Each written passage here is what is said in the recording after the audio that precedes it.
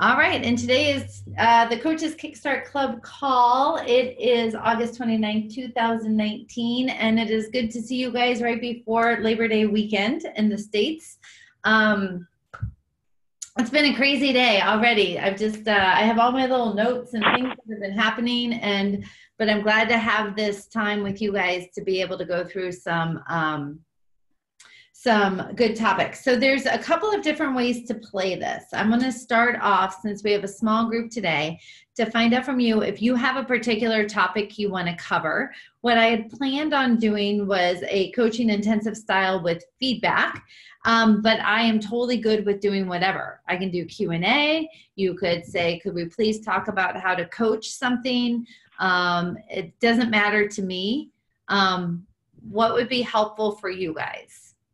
We'll start with that. So Diana and Melissa and Erica, hello, and Lisa's here too. Anything top of mind that you're like, oh my God, I want an answer on this, or I want to talk about this?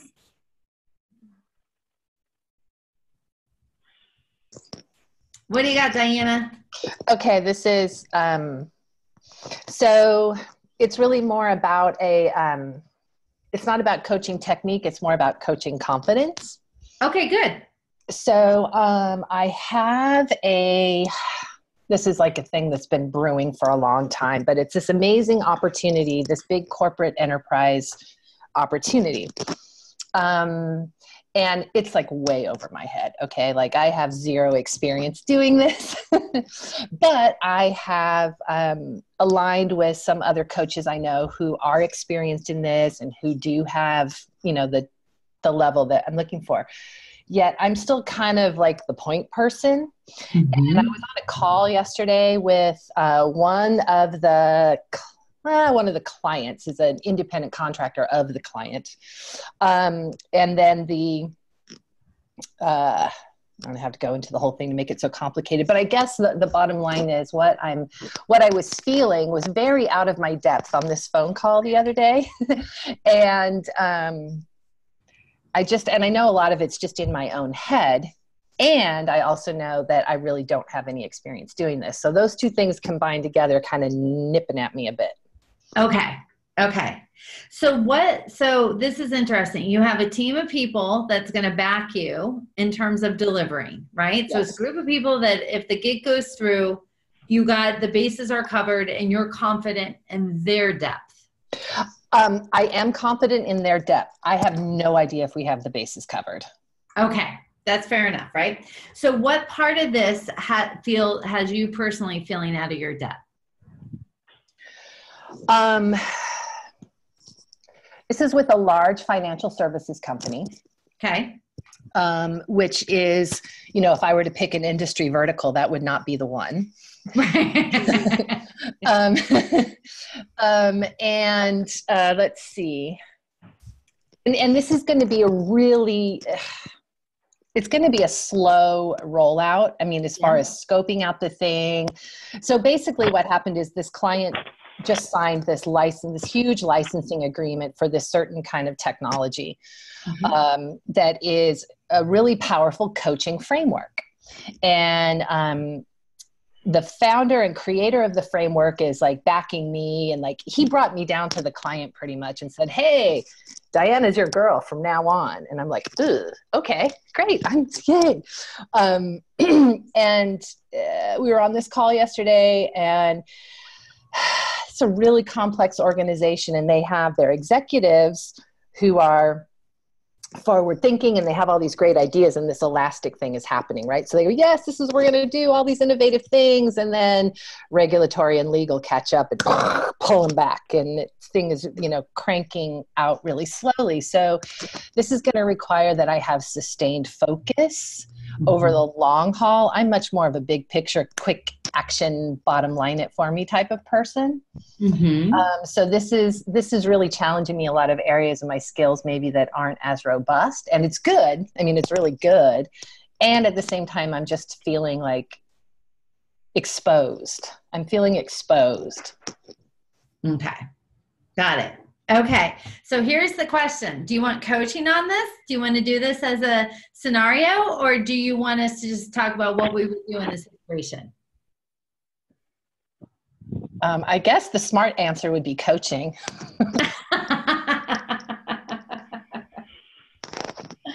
Okay. All right, let's give it a whirl. Why not, right? And Why then not? we'll do it sort of intensive style, and then we'll actually talk about what to do in these situations.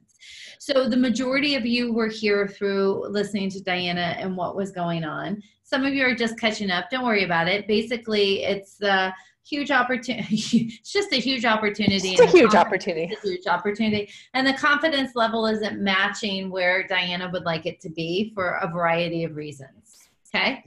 So for those of you who heard, what would be your first question to Dyana?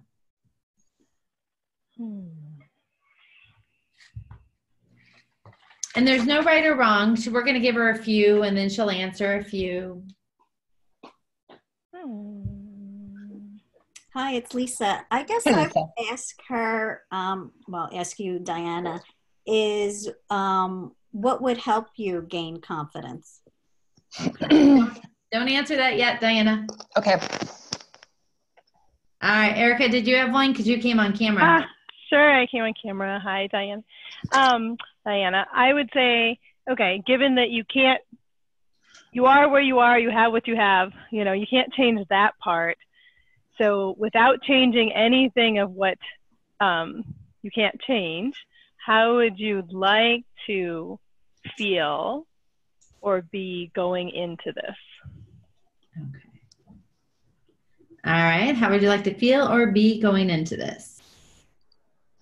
I should not be writing on this paper. I'm writing on really amazingly expensive Post-it notes, which is a strange thing. I got to grab something that's going to help me not do that. So give me 1/2 second. Come on. I need to have a notebook somewhere. Here's one. Okay. Much better than these really beautiful, expensive Post-its. Yes. All right, good. Let's see. Anybody else have a question? What are you thinking, Melissa? I'm going to put you on the spot there. Oh, you're on mute. She's still muted. Yeah. Oh, we cannot hear you. Shoot.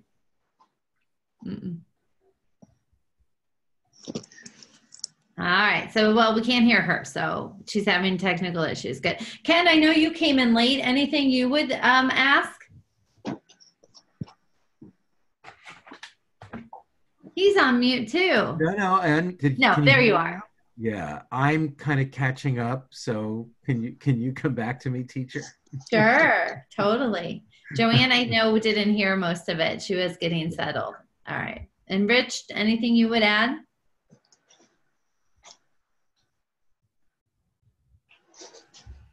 Oh, you're muted. Yeah. There we go. Hi, Diana. I wasn't really aware at the beginning of what the issues were. So I really wouldn't be fair to say anything at this moment. Okay, fair enough, right? All right. So I'm going to ask a question too then, Diana. I guess, I got to tell you first, congratulations, right? So not only is this an amazing opportunity, but you're going to learn a lot about yourself and how you react to amazing opportunities, right? Through this whole thing. It's not in your wheelhouse, but oh my gosh, this would be great. So I guess my question is, in what ways is your lack of confidence actually creating more lack of confidence? Okay, and then we also have, Melissa typed in, if you were to think about, what is the best possible outcome for this engagement? So I love it. So we have a whole bunch of different things going on here in different directions. So Dyana, what step stands out for you? I like the complexity of your question, Jen. Yeah, I know. Say that again. What is, it kind of made me think of how am I spiraling down? Yeah. So in what ways is your lack of confidence actually creating more of a lack of confidence? Right. Yeah, that resonates for sure. Maybe what would help me is to maybe answer Jen's question. So Okay. I'm answering the first question that I can't remember who asked it. Lisa, I think, right? Thank you, Lisa. And then actually all of them are good questions because the outcome is, I mean, I don't want to focus on the outcome like a win or lose thing, but there are a tremendous there are many, many, many different really good outcomes that could come from this. So it's just, it kind of has a vicious cycle, right? So I'm feeling like, okay, I'm feeling a little bit out of my depth. So yesterday morning, for example, we got on this call. So 2 people are in DC, 2 people are in Greece, and I'm here on the West Coast. So we're all in different time zones. And I thought, I'm going to get up early. I'm going to have a nice meditation, which I did. And it was so relaxing that I almost literally fell asleep in my meditation. And I'm also doing this cleanse right now. So I'm not drinking any caffeine or anything. So I didn't have my normal coffee. And so I get on to the call and I'm feeling a little, good morning. Everybody else has been up for hours, right? And they're all tip, tip, tip, tip, tip, tip. And I was thinking, okay, relax, and I was aware of this confidence thing, right? And then still, like, they asked me this question and I felt like my answer was just so, I don't know. I just felt like it was just so kindergarten level compared to how everybody else was characterizing and talking about the thing. So then, of course, that just spiraled down, like, oh, good, there you went. Now look how great they showed up for that answer. Look, oh gosh, what an amazing insight they had. Mine sucked, and so it just goes like that. So here's what I would do, you guys, at this stage of the game. I would actually just say, so Dyana, it sounds to me that you are masterful at collecting evidence to support your lack of confidence during this whole thing, right? Which isn't very fun, and it is a vicious cycle. So what would be most helpful for you right now? So I'm going to explain to everybody why I did that, right?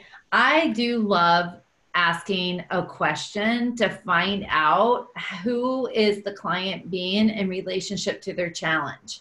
I want to understand more of not the story of what's happening, but just a couple questions that give me a taste of where is their head, what's going on, how are things showing up, and then zooming back out to what would be helpful right now.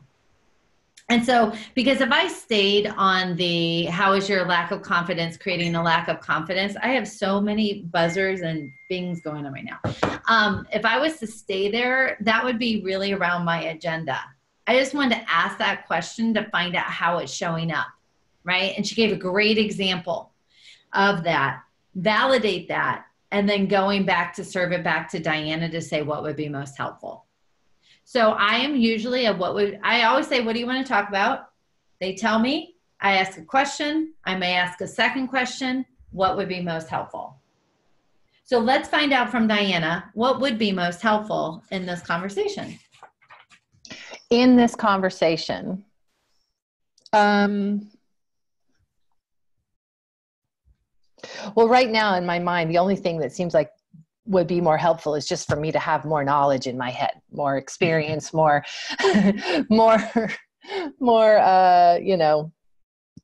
chops for this. What would be most helpful in this conversation? I guess just helping me to, feeling okay with being vulnerable. Okay. Great. Perfect. All right, you guys. All right, coaches, where do you go from there? What's okay about being vulnerable? I love it. Right? Okay, good, Erica. Right back, direct. So what is okay about being vulnerable? Good. Who else has one? All right. Melissa, if you want to try your method of technology, let's see if it works.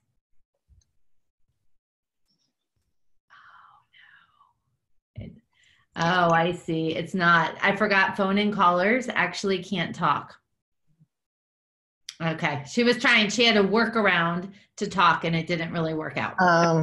But type it in if you want. Go ahead and type it in. All right. Who else has a question? She wants help with being okay with being vulnerable.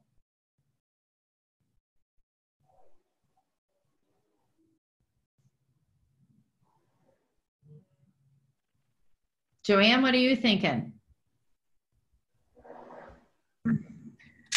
I guess I'm thinking, I don't know if it's a great question, but where in your life are you okay with being vulnerable? Not very many places. Actually, that's a great question. I think it's a good question. Yeah.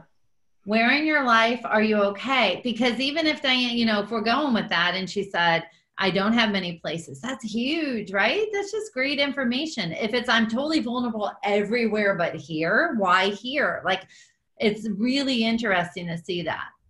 Yeah, along those lines, I was also curious about what makes being vulnerable or being okay with being vulnerable a good match for this situation. Oh, that's interesting too. Because she just said that's what she wanted to do, but like, what makes that a good strategy? What's having her make that a good match? I love that. So then the key thing is, so that triggers a question for me, right? So that I wouldn't have thought of unless you had said that, Erica. Oh shit, I just lost the question. You said, what makes it a good match for being vulnerable? Oh, if you were vulnerable, how would that help you in this situation? That would be an interesting question as well, right? So I'll make that my question. If you were vulnerable, if you were okay with being vulnerable, how would that help you in this situation? At some point, we might want to ask, like, what does being vulnerable mean? Because I have no idea what she really means by that. So. Yeah, that's a good question too. Melissa did type in, can you think of a time when you were vulnerable in a situation that actually worked out to your benefit? So being able to recall the vulnerable experience. Anybody else?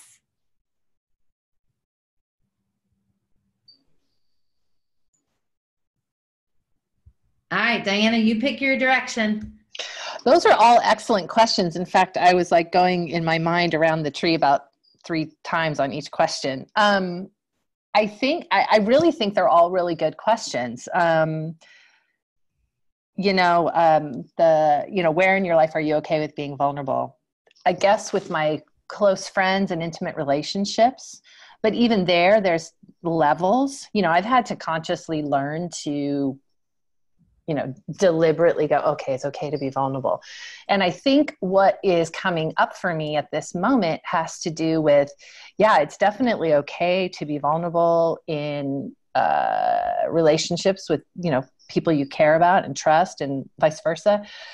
But how smart of an idea is it to be vulnerable, quote unquote? And you're right, well, what does that mean? In this professional situation when I'm supposed to be the one that they're coming to for answers and for guidance, and that hopefully they're going to be paying me to do that for them. So what I mean, okay with being vulnerable is like, just to accept that right now in this moment, I don't have all of the knowledge that I would like. And that just to be okay with it being that way now, and allowing myself to acquire that and trusting that the acquisition of that knowledge and that experience is going to come through the process of doing this project. And I'm probably going to screw up some things, and I'm going to have to be nice to myself when that happens. Mm-hmm.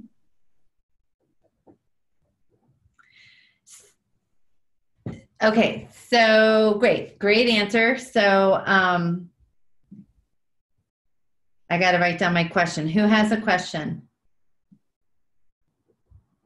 Because that was really good. She actually defined what being vulnerable was. She actually said what she would need to do to get through the vulnerability, about trusting it will come.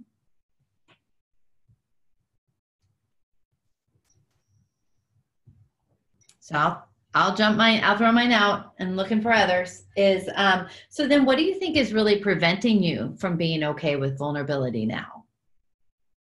That would be my question. Anybody else have one?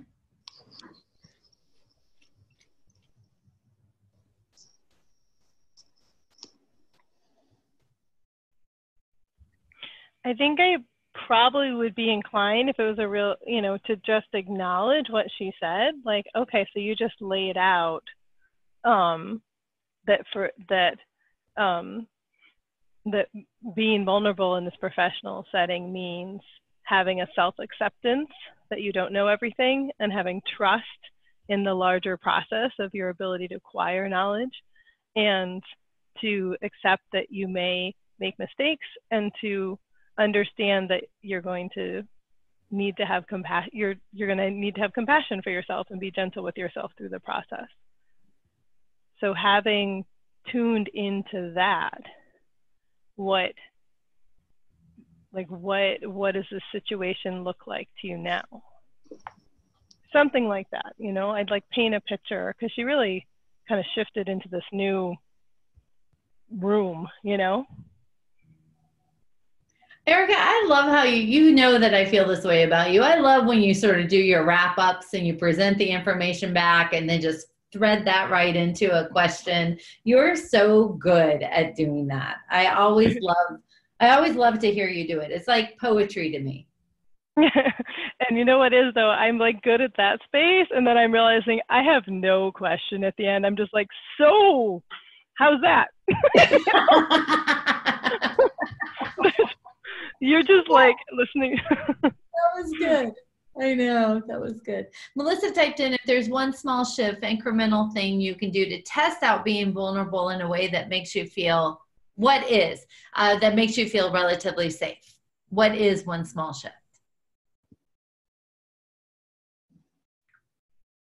All right, so we sort of have what do you think is preventing it? We had Erica's beautiful poetic way of saying it back to you. And then we have Melissa with a small shift. I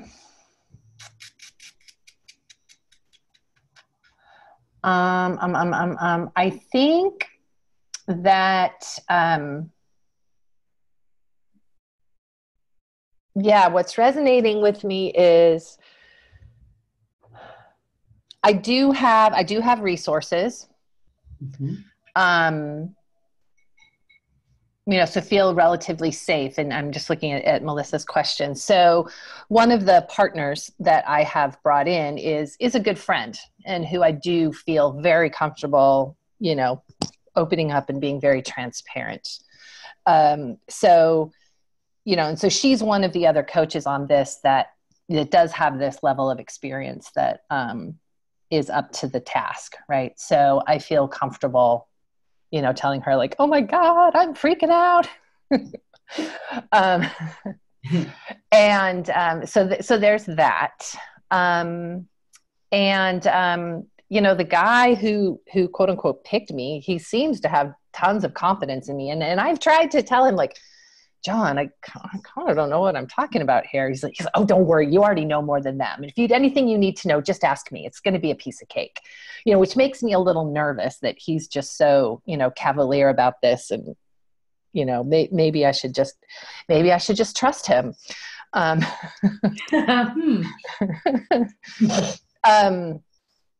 So again, I think it's a combination of all of this stuff. And Jen, what was the thing again you said? I said, what's preventing you from being what's preventing me?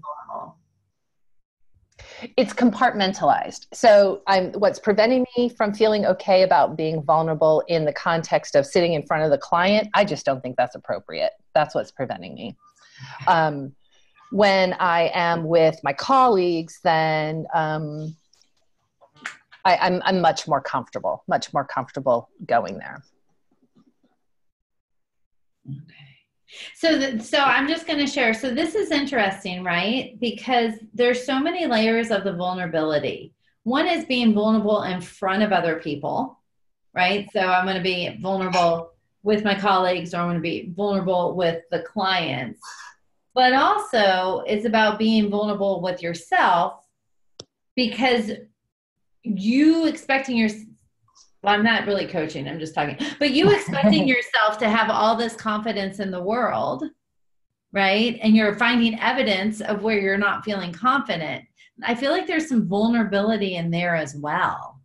And so I don't really have a question. That's just more of something that's that's what's running through my head right now. That's an observation. It's an observation. And so I guess when I say that, what comes up for you? Okay, so say it one more time.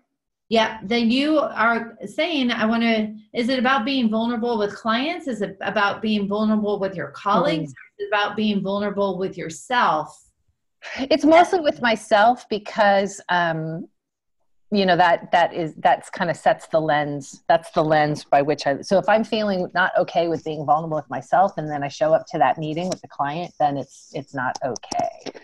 Right. Because it's all in my head and it's like nipping at me and I'm like overthinking my answers, you know, and trying to say it like, it's like a performance or something, you know, and it just is meant to be a dialogue. I mean, you were just supposed to have like a dialogue yesterday, you know?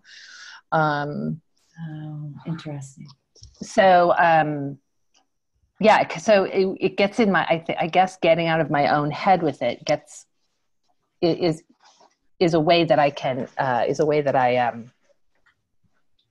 it's the way that starts that spiral. Yeah. So did anybody hear anything really interesting in what she just said? Well, I'm sure we heard tons of stuff interesting. What is one thing interesting that you heard she said? That's a better way to ask that. I'm not trying to set anybody up. What is one thing interesting that stood out to you?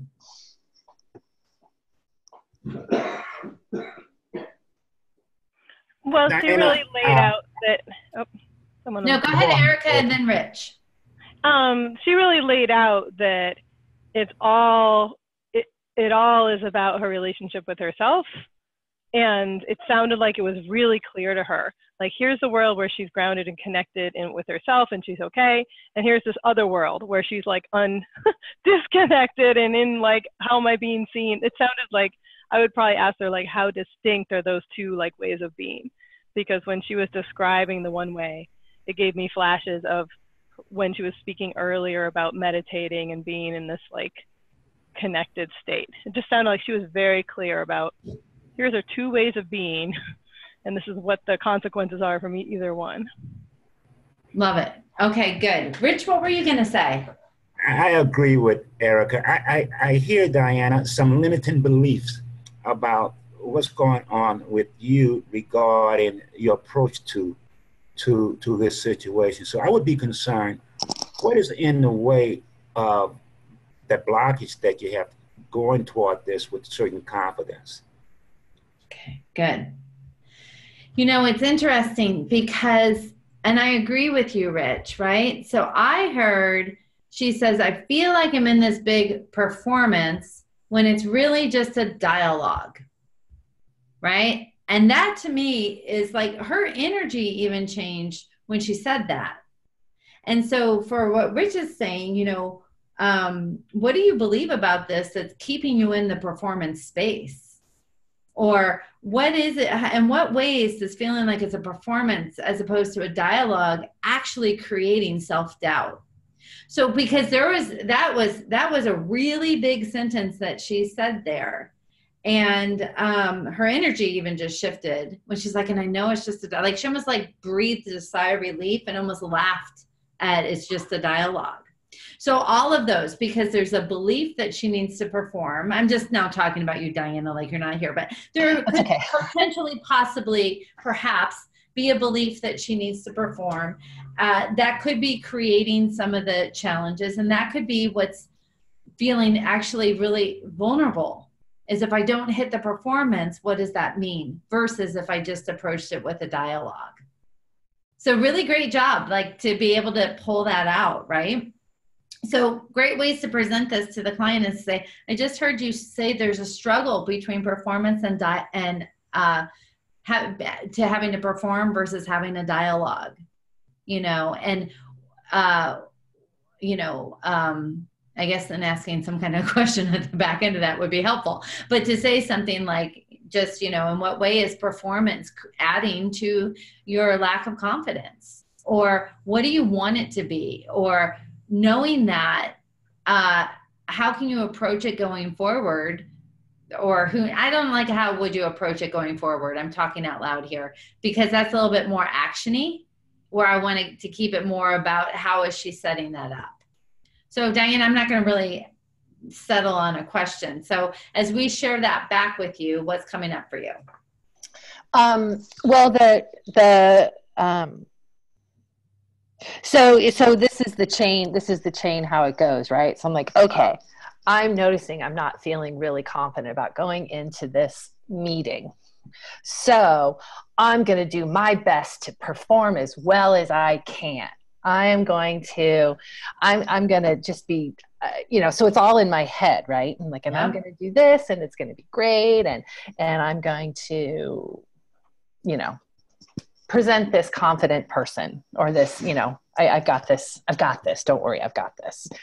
And then, so that's the performance part. So the performance part is actually in my mind, at least maybe unconsciously, an antidote to this, it's covering up the feeling of lack of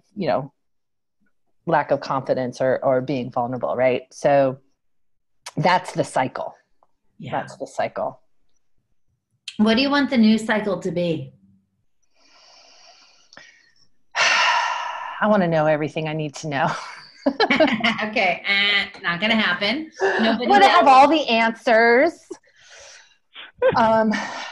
I want the most insightful questions ever, just coming into my awareness when exactly I need it.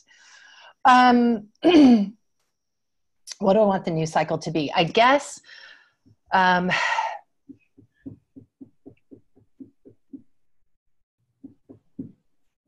guess really just to keep reminding myself that there's always something to learn in any interaction or meeting or whatever. And as long as I'm paying attention to what what's to be gained here, then I'll always have something to chew on, something to actually move myself more into that place where in my mind I think I'm supposed to be. Mm-hmm. All right, coaches, what do you ask now?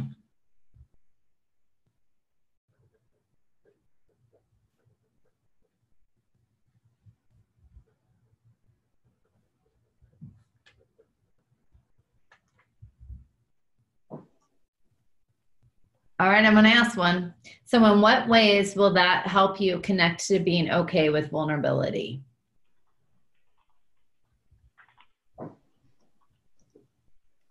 Well, the answer to that is it's all connected then, right? So vulnerability then becomes my indication that I need to get curious and stay focused on the opportunity.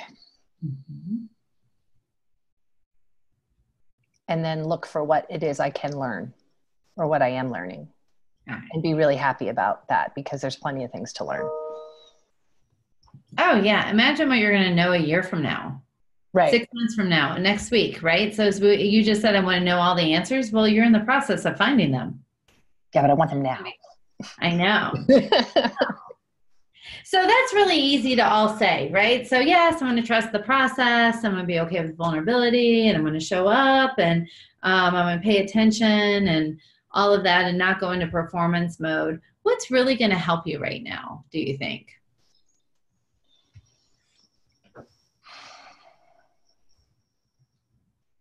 I mean, honestly, it just feels like I just have to let this unfold.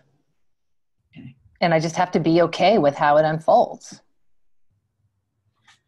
Right, because what other choice do you really have? Exactly. So that's not a real question, you guys. Because, right, that's sort of, it's more about just sort of, there really is no other choice. There's nothing else she can do. And that's how all of us, all the time with life, go through life. We just have to see how it all unfolds, right? So we try in general, like I say, Diana, I think it's, many of us just try to create a sense of control by doing these different rhythms and patterns and performances, when the reality is we're all just seeing how it all unfolds, right? But it sounds like that you still want to stay in the game of being involved in this project. Yeah. Right? So you're committed to it. Mm-hmm. Okay. So when you start to lose confidence along the way, because we're going to ebb and flow, and sometimes we're going to feel super confident and sometimes now, how do you stay connected to this, let's really just see how it unfolds mentality? I'll be on this call every morning at 9 o'clock calling you guys. I guess just recalling, these things. I mean, this is stuff I know. I know this. I know it. I know it. I know it. And it's just integrating from here to here, so integrating the knowing from the being. And I mean, that's what everything is all about, right? That's what we teach our clients. Our clients know too. And we help them with the being part. So, here's me just doing what I help my clients do. Yeah, exactly.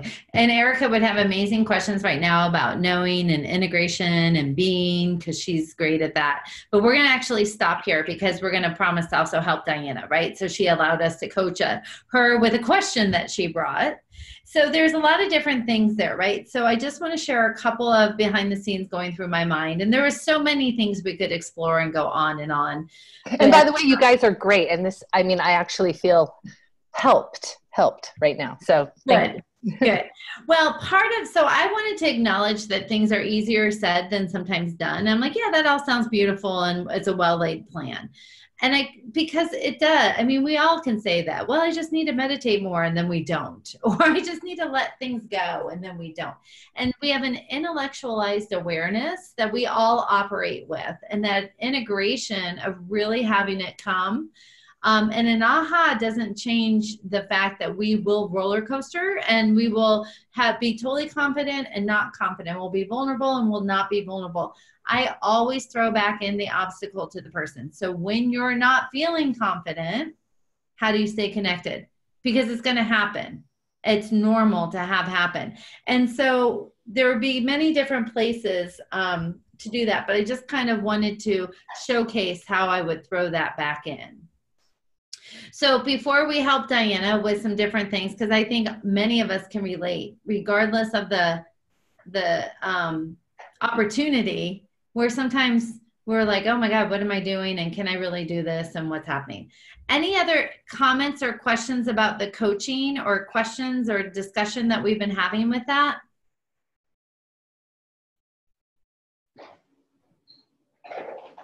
Yes, Dyana, I would like to ask you, where is a safe place you can start approaching this for you, as regarding what's safe, what's kind of like a little bit more stressful, and what's really stressful? What would be a safe place you can start approaching this where you're comfortable? Want me to answer? Yeah. Well, I feel like a safe place. I feel like I have kind of established that, actually. The other coach that I've invited in to help me on this. Like I said, she's a good friend, and I really respect her, as a person. I respect her as a coach, and I respect her experience that she brings to the table. So I feel like she's an ally in this. So where there may be a professional deficiency that I have, I know she has it. And I also know that I can be really transparent with her. So I guess that's my safe space. That's good. All right. Good. Any other comments before we help Dyana? Thanks for the Mike Robbins suggestion, by the way, Melissa. Okay. All right. So what do you guys do? This is just a sharing tips and techniques thing. When you're not feeling super confident about a situation and you still want to be in it, right? So maybe it's working with a client, pitching to corporate, whatever the case may be. Who here has some good tips on what to do?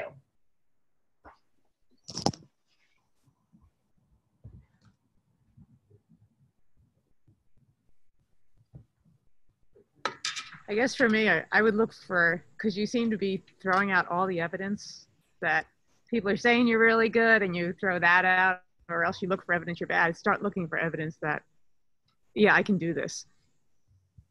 Yeah. Okay, good. I think Karen Sullivan's on this call. Is she on this call? She might be a phone in right now. She just texted me something that seems like she said you just do it. So I don't know if she's talking about something else. Maybe she's psychically connected to this call and she just felt like throwing that out there to the ether to see who picked it up. I love it. Actually, she is on the call. She's she's in New York in the moment, driving somewhere, doing something. And so she said, yes, I'm on the call. No, she's psychic. She's psychic. Yeah. One of her biggest thing is that I'm going to speak for her is that her biggest thing to breed confidence is actually taking action and just being in it. So a couple of tips that I can give on that particular thing is that it is about, I agree with Joanne. You need it. This dude who brought you in, who says you'll be fine, you know more than they do, that is a true statement. And so you need to believe him. You need to say, what have I done that has given him the confidence in me to actually say that? And I cannot answer that question, by the way. I cannot answer that question. I have thought about that for long, and I cannot answer that question. Oh, that's interesting. So I would maybe ask him that question. I got to say, I love your confidence in me. What is it that has you so confident in me? And just sort of off the cuff, not this deep thing, but I think it's a great thing to find out. But I am sure from anything, from how you consistently show up, that you're on time, that you always have a nice word to be able to say, that you've been able to support and help. I don't know your relationship or how it is, but there's tons of evidence of why that is. So what I do often in these situations is I will say things like, let's say you're meeting with a really high level C-suite of people, and then we get intimidated by title. I just sit there and go, I wonder what their inner critic message is. And then right there, I'm fine. Because everybody has insecurity of some kind, and everybody has an inner critic message. And half the people we work with are just hoping they don't find out they're a fraud, right? So I just sit there and go, oh my God, we're all in this together. We're all figuring out our ways. And just because somebody is super smart or they have a big title, it doesn't mean that they got it together. And I will say that from working with literally tens of thousands of people, whether it's coaches or, executives or teams, it's consistent with everybody. And I just remind myself of that all the time. And so the other thing is also, is you don't need to know anything about finance. You probably don't need to know anything about technology.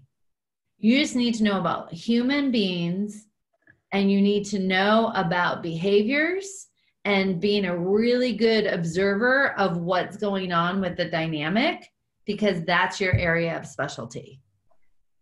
That's why I tell myself all the time, because Karen and I will be meeting with clients, and I'll be like, you guys, you have to forgive me because I know nothing about your industry or actually what you do, but I do know this conflict right here is going to have you not hit your goal. And people respond pretty okay to it, right? So it's a risk, but I can't fake to know outside of my coaching realm.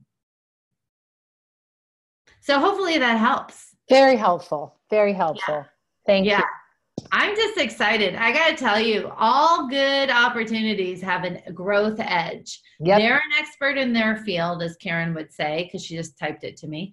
They're an expert in their field. You're an expert in your field. Right? And your field is people, conversations, coaching, dynamics, fear, like all of those things. You're the expert at helping them get better. Right? I don't know enough about the project, but that's it. It's good. Thank you. Thank you so much. No, this was a good topic, right? Definitely a good one. So any questions or thoughts from anybody?